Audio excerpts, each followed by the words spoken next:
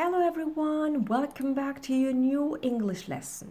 Alors pour ce vendredi 3 avril, j'ai voulu vous refaire une petite vidéo pour qu'on reste en lien, que vous ne vous sentiez pas complètement seul, éloigné de tout. J'espère que ça peut vous aider. N'hésitez pas si vous avez des questions. Je sais que ça peut être un petit peu difficile comme expérience. Rassurez-vous, ça l'est pour tout le monde. Rien n'est évident, mais chacun essaie de faire au mieux. Je vois quand même que vous faites des efforts, vous êtes consciencieux et je suis quand même fière de vous parce que j'ai pas mal de vos retours. Donc ça me rassure moi aussi de savoir que vous n'êtes pas complètement perdu et j'essaie de faire au mieux pour vous aider.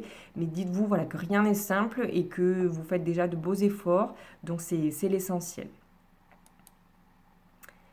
Alors, on va essayer de faire un petit peu ce cours en anglais avec de l'oral, que vous entendiez, que vous essayez de parler. Donc, on va faire comme en classe, comme l'autre fois.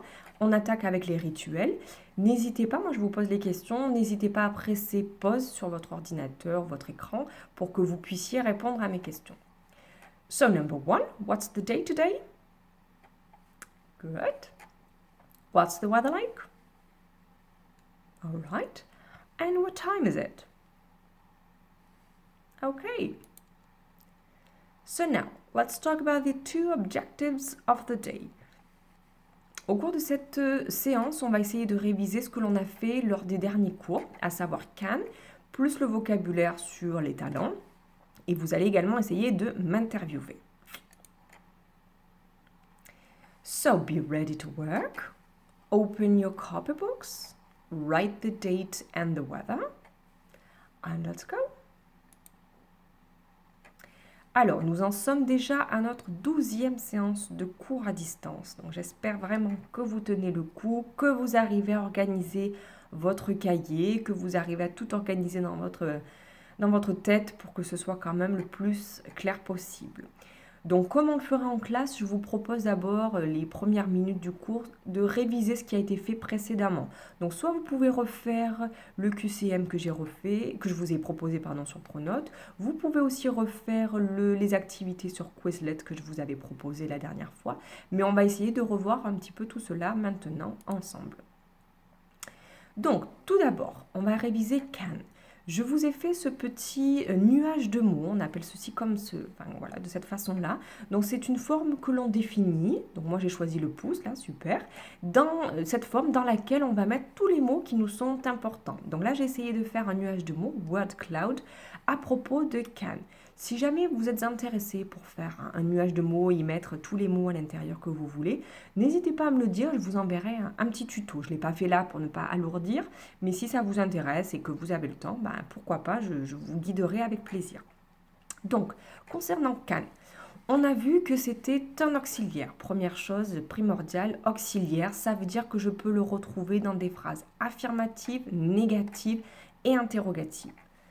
On a vu qu'il est invariable, donc je n'ai pas besoin de le conjuguer. Il va être le même à toutes les personnes. On a vu qu'il pouvait se traduire par savoir, c'est qu'il va exprimer la capacité. Quand on est capable de faire quelque chose, on sait le faire. Ça va plutôt concerner une activité physique. C'est pour ça qu'on est en train de voir pas mal de verbes et de talents.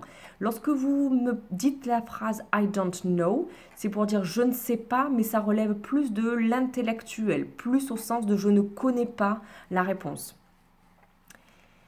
On a vu également qu'il pouvait se traduire par pouvoir en français, c'est-à-dire qu'il va exprimer l'autorisation, ce que l'on peut faire, ce que l'on a le droit de faire. Alors, comme c'est un auxiliaire, je vous ai dit, comme be, have got, must, que l'on a vu précédemment, je vais pouvoir le retrouver du coup au début de ma question, avant le sujet. Ce sera can, il ne peut pas se contracter. Je vais aussi pouvoir le retrouver dans des phrases négatives. Dans ce cas-là, ça va donner can't à la forme contractée. Je n'ai qu'un seul N. Je rappelle que l'apostrophe remplace toujours le O de not. Et à la forme contractée, ça va donner cannot tout accroché. Soit on utilise la forme contractée, soit la forme pleine, sachant que la forme contractée est toujours la plus courante en anglais. Voilà pour can.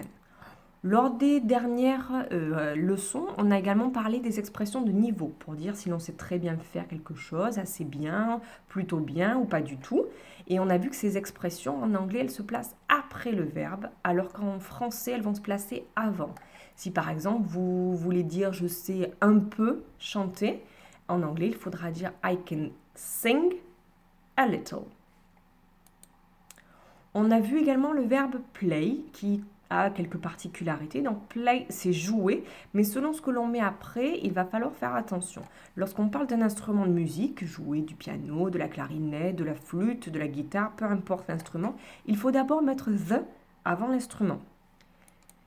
Si par contre on met play, le verbe jouer, avec un nom de sport, jouer au rugby, jouer au foot, jouer au tennis, ou bien un nom de jeu, jouer aux échecs, jouer aux cartes, dans ce cas-là, on ne mettra pas d'article. Play football, play rugby, play chess, play cards. Donc voilà, attention à cette petite règle.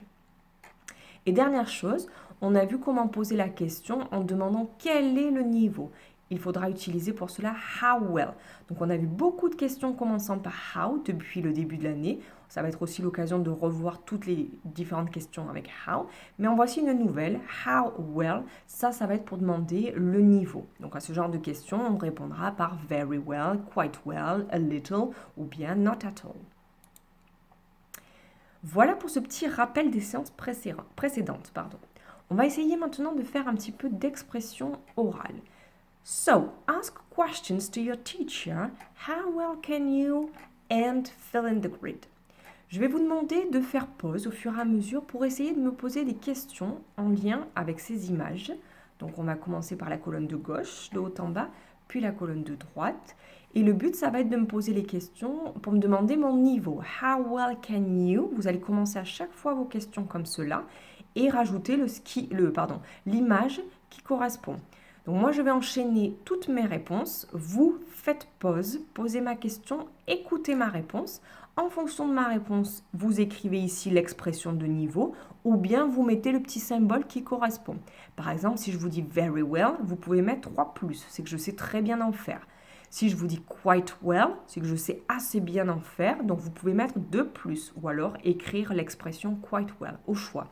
Si je vous dis a little, c'est que je sais un peu en faire. Donc dans ce cas-là, soit vous écrivez a little, soit vous mettez un seul plus. Et enfin, si je vous dis que je ne sais pas du tout en faire, je vais vous dire not at all.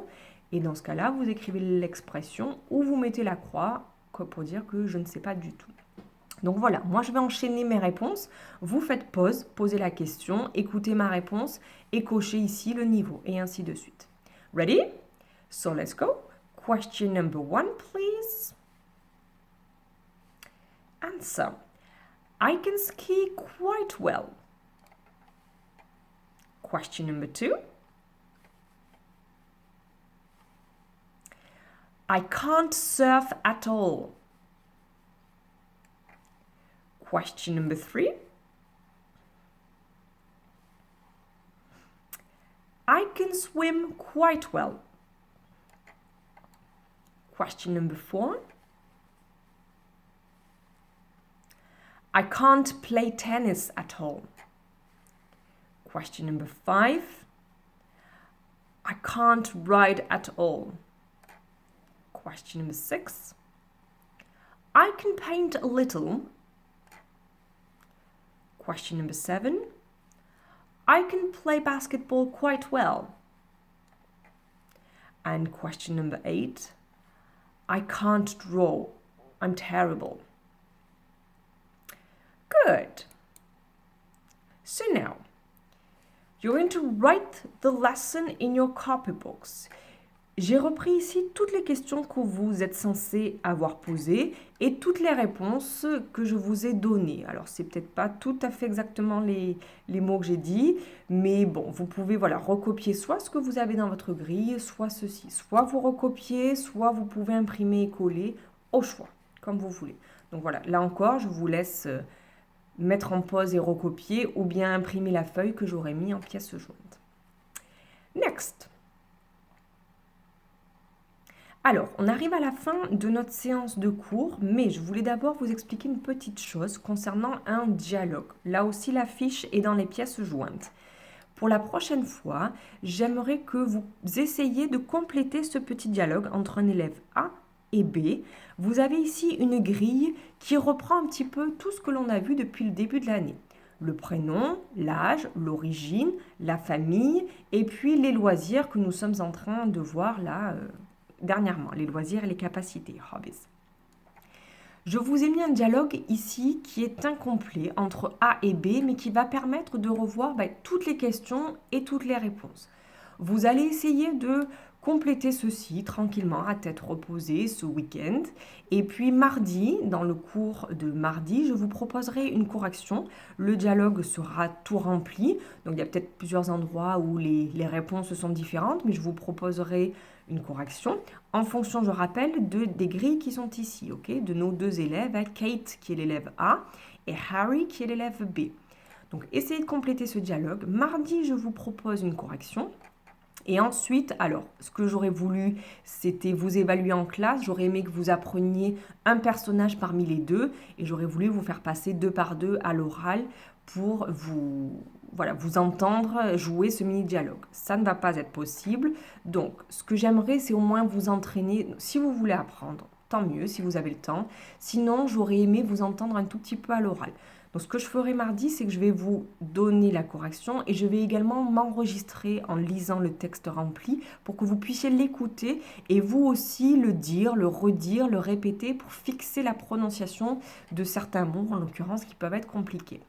Et si ensuite vous avez la possibilité, enregistrez-vous en train de lire un des deux personnages ou bien les deux personnages.